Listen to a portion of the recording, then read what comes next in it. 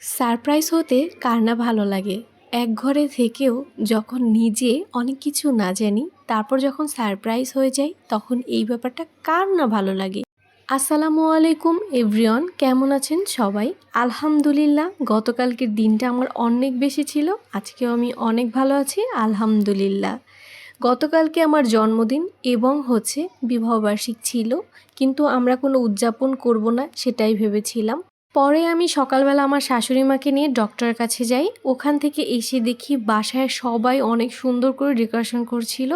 আমি দেখে সত্যি সারপ্রাইজ হয়ে যাই। আমি ভাবতেও পারিনি যে এরকমভাবে তারা আমার জন্য এত কিছু করবে এবং উদযাপনটা করবে। সব কিছুর ক্রেডিট হচ্ছে আমার ননাসের এবং ননাসের ছেলের। এরা সব কিছু নিয়ে আসে, কেক সব কিছু এখানে যা যা দেখতে পাচ্ছেন। আমি কিন্তু আমাদের গতকালকে দুপুর রাতের রান্না কিন্তু অলরেডি হয়েও গেছিল।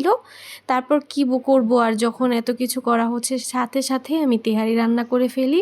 দেখতেই পাচ্ছিলেন আপনারা, আমরা সবাই হুটহাট করে সব কিছু করে ফেলি।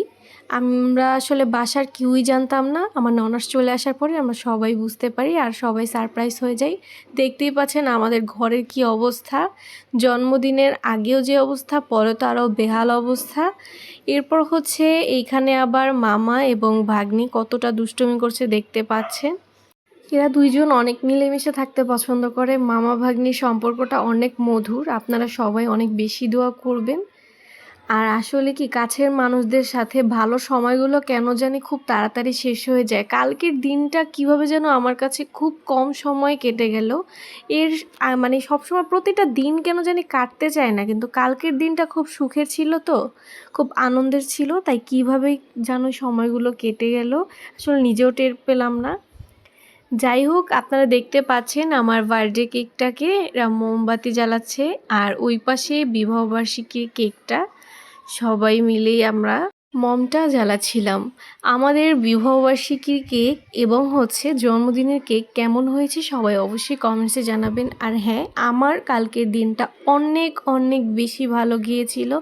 আমার মনে হয়েছিল যে আমার মনে হয় জন্মের পরে যদি কোনো একটা খুশির দিন থাকে সেই দিনটা কালকে, কারণ আমি না অনেকটা সারপ্রাইজ হয়েছি। এর আগে সবসময় জানতাম যে আমার বার্থডে বা এরকম সেলিব্রেশন করা হয়েছে, কিন্তু কালকের দিনটা সেলিব্রেশনটা মানে খুব সারপ্রাইজভাবে হয়েছে। যাই হোক, সবাইকে অসংখ্য ধন্যবাদ।